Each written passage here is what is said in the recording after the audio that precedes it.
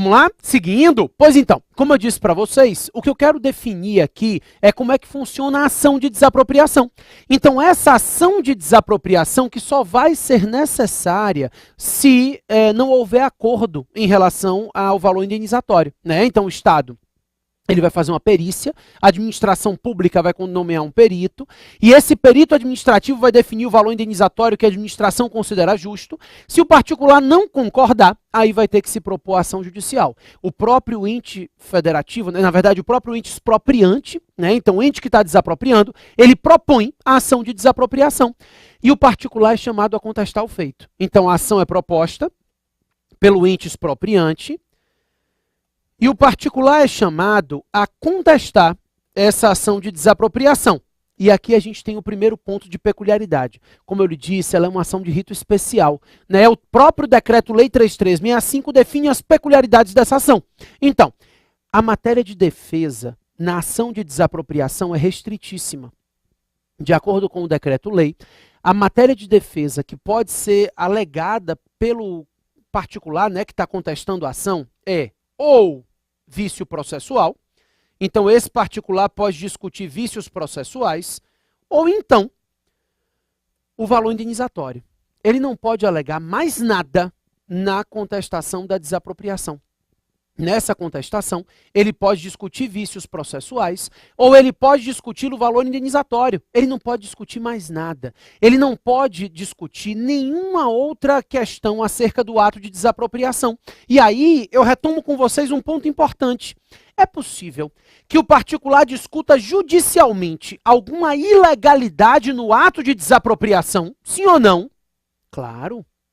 O ato de desapropriação é um ato administrativo, e se houver algum vício de ilegalidade, ele pode sim discutir judicialmente. O que eu estou lhe dizendo é que ele não pode discutir isso judicialmente na ação de desapropriação. Então, na ação de desapropriação, ele não pode discutir judicialmente nessa ação nenhuma outra relação que não seja o valor indenizatório.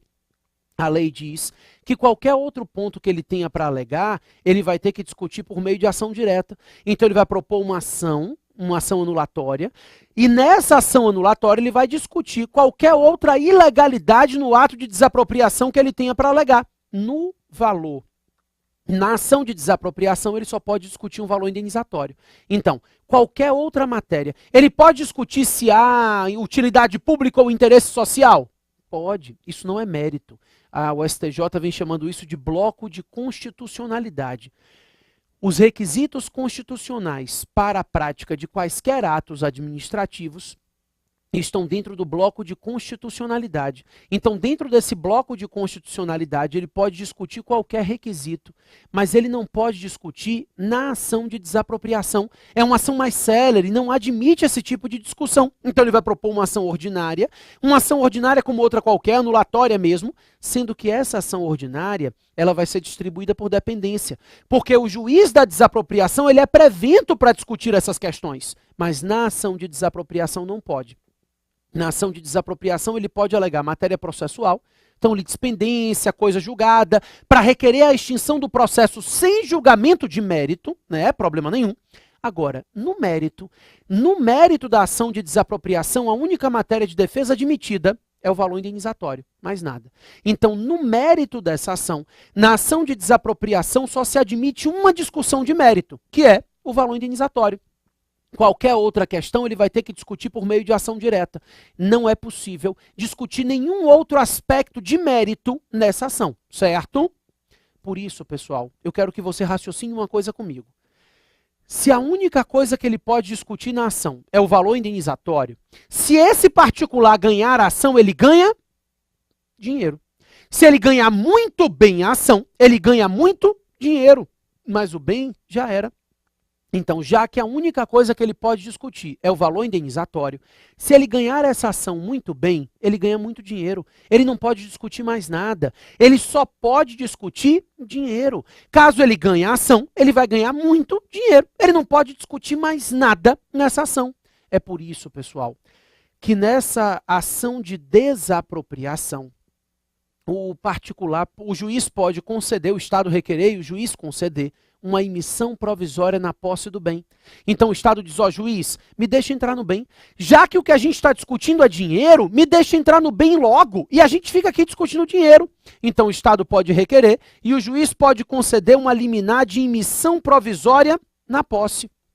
Nesse caso, o juiz vai conceder que o Estado se imita provisoriamente na posse do bem. Ele vai se emitir provisoriamente na posse, e aí, com essa emissão provisória na posse, ele já vai poder dar a destinação pública a qual ele pretende, né, do bem.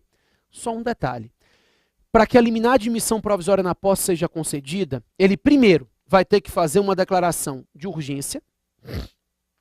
Então ele faz uma declaração informando que é urgente ingressar no bem. Essa declaração pode ser feita no próprio decreto expropriatório, e normalmente é. Então, no próprio decreto expropriatório, ele já pode declarar que é urgente ingressar no bem. E aí, pessoal, depois de declarada a urgência, ele vai ter que fazer em juízo o depósito do valor incontroverso. Então, o depósito daquele valor que o Estado considera justo e você acha pouco. Aquele valor incontroverso. Aquele valor que o Estado considera justo e que você considera pouco, ele já deposita em juízo. Então, ele já garante o juízo, depositando em juízo o valor incontroverso. Ele deposita o valor incontroverso e aí, aquele valor que o Estado considera justo já fica lá como garantia do juízo. Só um detalhe. Depois de declarada a urgência, ele tem 120 dias no máximo para requerer a emissão provisória na posse fazendo o depósito. Porque a declaração de urgência ela tem validade de 120 dias e ela não é prorrogável. Ou é urgente ou não é, tá? Então, depois de declarada a urgência, em no máximo 120 dias, ele vai ter que requerer a emissão provisória na posse fazendo o depósito em juízo do valor incontroverso.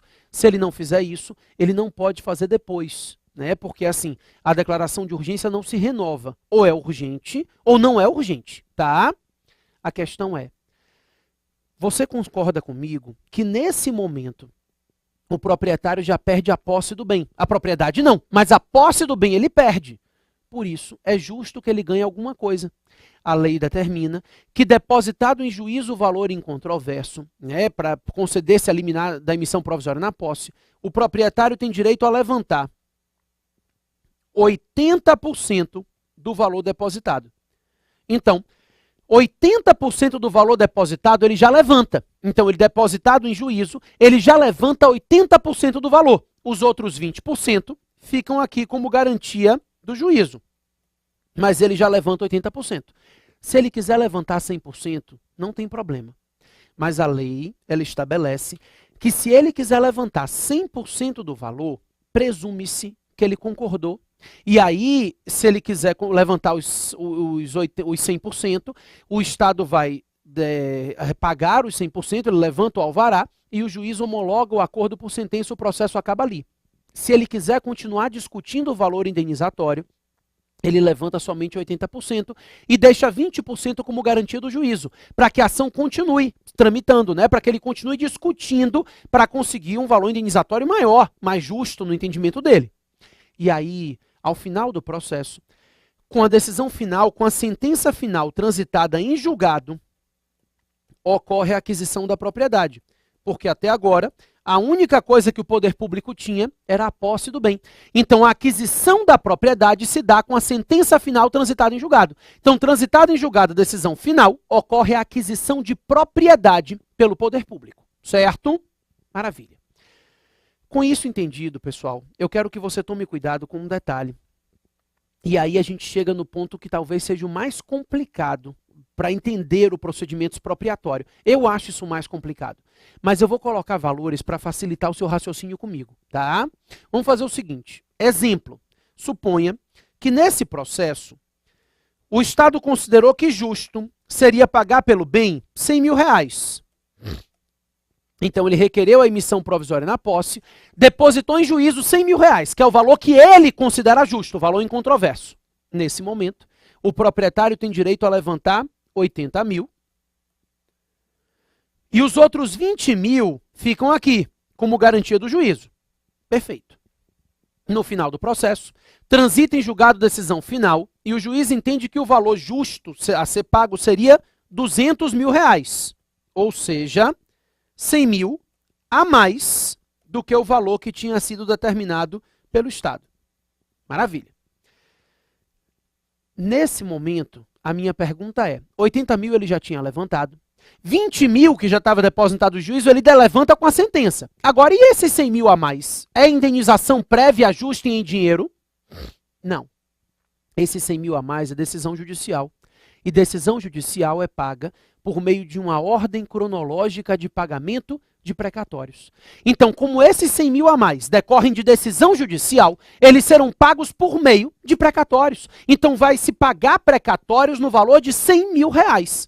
A questão é, prévia, a indenização já não vai ser, né? Prévia já era. Por isso, para que ela seja pelo menos justa, sobre esses valores, vão ter que incidir alguns pontos. Por isso, a lei determina que sobre os valores das indenizações, nós temos pagamentos acessórios, a correção monetária, os juros compensatórios, os juros moratórios e os honorários advocatícios. Aí você vai dizer, incide sobre que valor? Essa é a parte complicada. Cada uma dessas verbas acessórias incidem sobre um valor, a partir de uma data e num percentual diferente. E esse é o ponto que a gente vai ter que tomar cuidado. Eu acho que assim, se a prova quiser confundir vocês, se a prova quiser pegar pesado na prova de desapropriação, ela vai perguntar exatamente sobre juros. E é isso que a gente vai ter que tomar cuidado aqui, tá certo? Então vamos lá. Começando pela parte desse ponto difícil, a parte mais fácil. A correção monetária nada mais é do que a atualização do valor da moeda. Essa correção monetária, de acordo com o artigo 100 da Constituição Federal, é garantida desde o trânsito em julgado. Claro que 80 mil ele já tinha levantado, já está na mão dele. 20 mil já havia sido corrigido pelo depósito em juízo, né, pela conta judicial, e depois já vai estar na mão dele também. Por isso, a correção monetária incide sobre 100 mil, ou seja, sobre o valor a mais determinado pelo juiz. Aquele valor que o juiz determinou que seja pago além do valor incontroverso, vai ter que ser pago com correção monetária. O artigo 100 da Constituição, repito, ele garante que a correção monetária incidirá desde o trânsito em julgado da decisão final. Cuidado. Vou aprofundar um pouquinho aqui, tá? Se a prova vier uma prova objetiva com o texto da Constituição, você pode marcar. É garantida a correção monetária desde o trânsito em julgado? É, indiscutivelmente. Desde o trânsito em julgado é garantida a correção monetária. Mas o entendimento hoje é de que a correção monetária é garantida desde o momento em que o juízo, né, o perito judicial, determinou o valor. Porque quando o perito judicial diz esse terreno vale 200 mil, ele está dizendo vale 200 mil hoje. Então a correção monetária, ela deve incidir desde o momento em que a perícia judicial é realizada, determinando o valor. Claro que isso não é contraditório com o texto constitucional. É garantido, de acordo com a Constituição, a correção monetária desde o trânsito em julgado. Mas a lei infraconstitucional garante mais. Ela diz, ó, estou respeitando a Constituição. Desde o trânsito em julgado já vai ter correção monetária, mas vai ter correção monetária antes disso. No momento que o perito do juízo determinar o valor justo, efetivo, já vai começar a incidência da correção monetária. Então, repito, numa prova objetiva, caindo o texto do artigo 100 da Constituição, você pode marcar, desde o trânsito em julgado já se garante correção monetária, mas estou lhe dizendo que se garante desde o momento em que o perito judicial definiu o valor indenizatório. E aí a gente tem outro problema. Desde o trânsito em julgado se garante a correção monetária, sendo que o artigo 100 da Constituição diz que essa correção monetária vai ser feita com o índice de correção oficial da caderneta de poupança. É o que diz a Constituição. O índice de correção a ser utilizado é o índice de correção da caderneta de poupança, a TR, a taxa referencial, que é uma miséria. Obviamente, isso não é possível. E o Supremo Tribunal Federal já suspendeu a eficácia desse dispositivo, tá? O STF vem dizendo que devem ser utilizados índices reais de inflação. No caso, o INPCE, né? O INPCE é o índice oficial de inflação. A jurisprudência vem determinando a aplicação do INPCE. Não se preocupe com a sigla, né? O que me importa é que você entenda que a utilização dos índices oficiais de correção da caderneta de poupança não pode ser aplicado. Você precisa de um índice de correção que reflita efetivamente a perda patrimonial daquele período. Porque, de acordo com a jurisprudência do STF, o índice de correção da caderneta de poupança não consegue fazer face ao real diminuição da perda inflacionária. Então, nesses casos, vai incidir o índice de correção oficial do período, aquele índice que reflita efetivamente a inflação daquele período. Então, o INPCE, ele vai definir o Índice Nacional de Preços ao Consumidor, né? Então, esse Índice Nacional de Preços é o que vai estabelecer a correção monetária do pagamento do precatório. Bacana? Maravilha. Agora, além da correção monetária, desde o trânsito em julgado, com índices oficiais que reflitam a inflação do período, a inflação do período, além da correção monetária, juros compensatórios. Os juros compensatórios, olha o cuidado para você raciocinar isso comigo. Os juros compensatórios, eles existem para compensar o fato de que o sujeito está perdendo a posse do bem antes de receber a indenização justa. Por quê? A Constituição diz o seguinte: primeiro, ele recebe a indenização justa, ela é prévia e justa, e depois ele perde a posse do bem. As coisas aqui foram invertidas. Ele está perdendo a posse do bem antes de receber a indenização justa. Então não decore juros compensatórios, raciocine comigo, porque senão no próximo bloco, quando eu mudar um pouquinho, você não vai entender nada. Então eu quero que você raciocine, né? Eu quero que você consiga formar isso comigo. A ideia é de que os juros compensatórios, eles existem para compensar o fato de o sujeito estar perdendo a posse do bem antes de receber a indenização justa. Bacana. Nesse processo, vamos raciocinar. A indenização justa, de acordo com a decisão judicial, seria 200 mil. Né? Essa seria a indenização justa. Só que esse sujeito perdeu a posse do bem antes. Ele perdeu a posse do bem quando? Quando o Estado se emitiu na posse. Eu posso lhe dizer que os juros compensatórios começarão a incidir nesse processo desde a emissão provisória na posse. No momento que o Estado se emitiu na posse do bem, já vai incidir juros compensatórios. Bacana. Sobre quanto? O justo seria ganhar 200 mil. Ele perdeu a posse do bem ganhando 80 mil e não 100. Quando ele perdeu a posse do bem, só estava disponível para ele levantar 80 mil reais. Não eram 100 mil, eram 80 mil reais que estavam disponíveis. Por isso, os juros compensatórios incidem sobre 120. Exatamente. Os juros compensatórios incidem, a partir da emissão provisória na posse, sobre tudo aquilo que não estava disponível para ele levantar no momento em que ele se emitiu na posse. Então, naquele momento, começa a incidir juros compensatórios. Juros compensatórios sobre tudo aquilo que não estava disponível para ele levantar no momento que ele perdeu a posse do bem. Então, nesse caso, são 120 mil. São aqueles 20 mil que ele teve que deixar em juízo, senão ele perderia o direito de continuar discutindo. E os 100 mil a mais que o juiz determinou. O percentual? 12% ao ano. Aqui é decoreba. A súmula 618 do STF diz que os juros compensatórios serão de 12% ao ano. E essa súmula é aplicada. Cuidado, por quê? Ixi, o negócio abriu aqui. O problema é que o artigo 15A do Decreto-Lei 3365 diz que os juros compensatórios são de 6% ao ano. Inclusive, esse artigo foi alterado pela medida provisória 700. E a medida provisória 700 adequou os juros compensatórios para 12%. Mas, como eu lhe disse, a medida provisória perdeu a vigência. Então, a gente volta para os 6% ao ano. Mas esse artigo já não é aplicado, né, há um tempo, na verdade, desde 2001, que a gente aplica os juros compensatórios de 12% ao ano. Então, de acordo com a súmula 618 do Supremo Tribunal Federal, os juros compensatórios serão de 12% ao ano.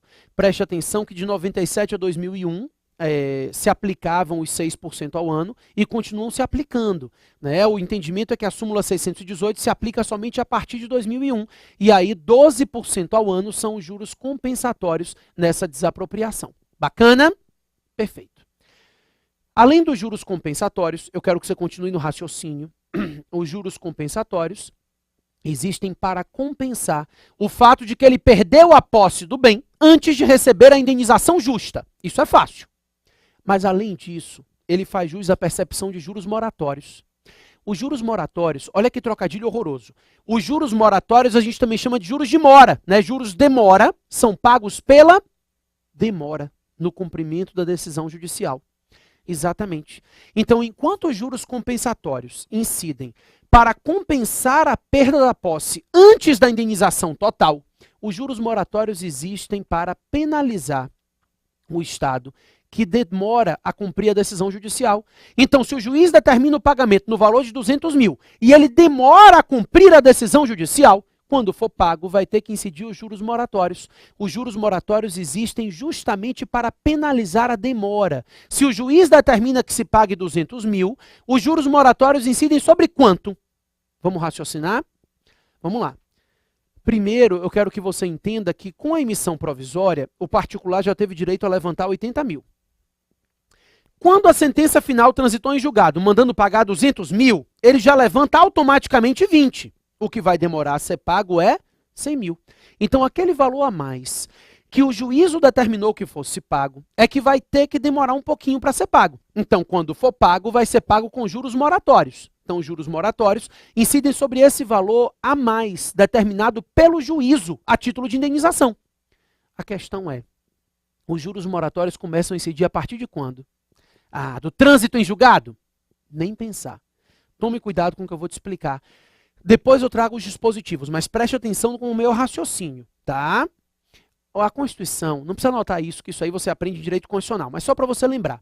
A Constituição diz que se um precatório for inscrito até julho de um ano, vamos considerar aqui até julho de 2016, se esse precatório for inscrito até 1º de julho de um ano, ele tem que ser pago até 31 de dezembro do ano seguinte. É o que diz a Constituição. Se o precatório for pago até julho de um determinado ano, ou desculpa, foi inscrito até julho de um determinado ano, ele tem que ser pago até 31 de dezembro do ano seguinte, né? Que deu tempo de inserir em orçamento, vai ser pago até 31 de dezembro do ano seguinte.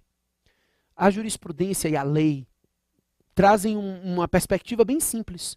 Se o precatório for pago até 31 de dezembro do ano seguinte, o Estado não está em mora.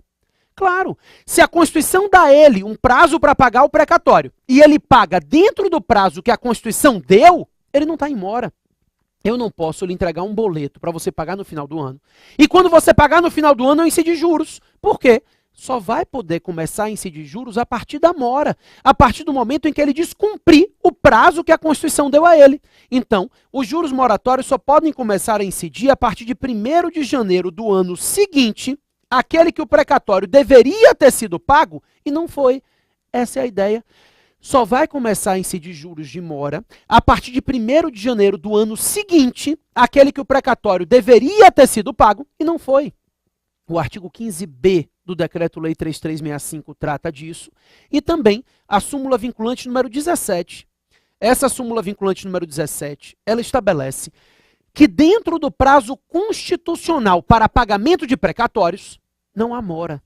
E, consequentemente, não há incidência de juros de mora. Não há incidência de juros porque não se pode considerar que o Estado esteja em mora se ele estiver pagando dentro do prazo constitucional para pagamento de precatórios. Então, só pode haver a consideração de que ele está em mora depois de 1º de janeiro do ano seguinte, aquele que o precatório deveria ter sido pago e não foi. Claro que isso só vale para quem tem precatório. Né? Essa súmula vinculante número 17, o artigo 15b, só vale se o expropriante seguir a regra de precatório. Porque se eu estiver diante de uma concessionária de serviço público, né, de uma empresa estatal, que não siga a regra de precatório, desde o trânsito em julgado, já vai ter que incidir os juros. Mas a tendência é que eles te perguntem isso aqui. Os juros de mora, na desapropriação, ele só começa a incidir a partir de 1º de janeiro do ano seguinte, aquele que o precatório deveria ter sido pago e não foi. Eu fiz a ressalva para que você se lembre que alguns entes públicos que estão promovendo a desapropriação podem não se submeter à regra de precatórios. E aí, obviamente, essa regra que a gente acabou de aprender não tem como ser aplicada, vai incidir juros moratórios desde o trânsito em julgado. Tá bom? Enfim, percentual é decoreba também. O próprio artigo 15b do Decreto-Lei 3365 diz que os juros moratórios são de 6% ao ano. 6% ao ano, a partir de 1º de janeiro do ano seguinte àquele que o precatório deveria ter sido pago e não foi. Aqui não houve nenhum reajuste simulado, então a gente mantém juros compensatórios 12% ao ano e juros moratórios 6% ao ano, certo? Por fim, honorários.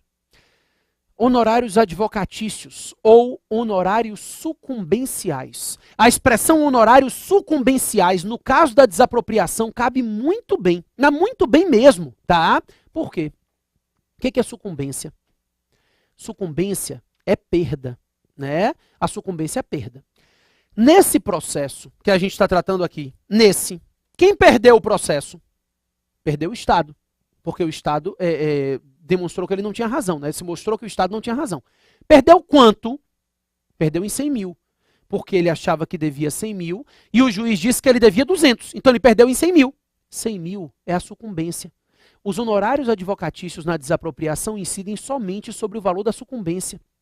A súmula 617 do STF diz que os honorários serão calculados sobre o valor da sentença menos o valor depositado, que é exatamente a sucumbência, é exatamente a perda do poder público. Então, na desapropriação, os honorários advocatícios serão calculados sobre a diferença do valor fixado em sentença e do valor depositado em juízo pelo Estado.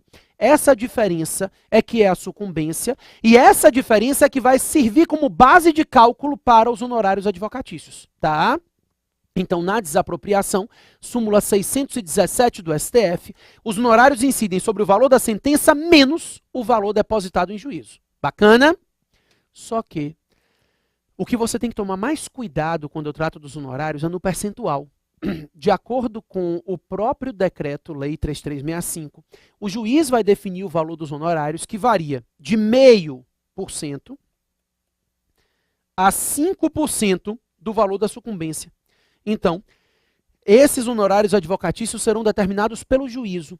E o juízo estabelecerá honorários que vão variar de 0,5% a 5% do valor da sucumbência. Então, esses honorários advocatícios podem ser de 0,5%, no mínimo, a 5% no máximo do valor da sucumbência. Tá? O juiz vai estabelecer qual é o valor dos honorários, mas o decreto-lei traz um percentual bem baixo. E o novo CPC não faz alteração desse decreto. Tá? É uma ação de rito especial e esses honorários seguirão as normas definidas pelo próprio decreto-lei 3365 de 41. Só tome cuidado com mais um detalhe.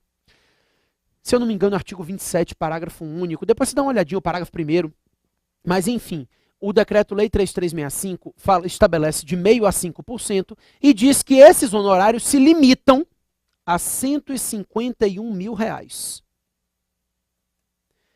Esse teto de R$ 151 mil, ele não tem mais vigência, tá? O Supremo Tribunal Federal suspendeu a eficácia desse teto de R$ 151 mil. Então, a princípio, os honorários incidem de 0,5% a 5% do valor da sucumbência sem teto, porque o Supremo Tribunal Federal suspendeu a eficácia desse até R$ 151 mil que tinha sido determinado pelo Decreto-Lei 3365 de 41. Então, pelo menos não há teto de honorários, mas eles variam de 0,5% a 5% somente sobre o valor da sucumbência, que é o valor da sentença menos o valor depositado.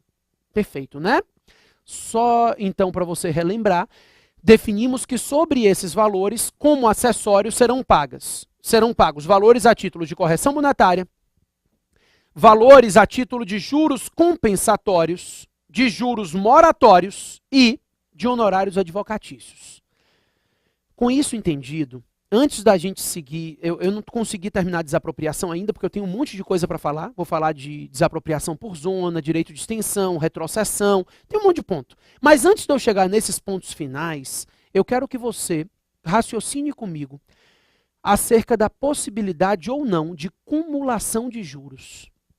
É possível que se cumulem em um processo, em uma ação de desapropriação, juros moratórios e juros compensatórios. Cumular significa eu permitir que se incidam juros compensatórios e moratórios um sobre o outro, né? Em juros compostos, juros sobre juros. Isso é possível. A gente tem súmula dizendo que sim, mas eu quero que você tome bastante cuidado em relação a isso. Me dá 2 minutos que eu volto para a gente finalizar isso aqui e seguir adiante, tá? Sai daí não.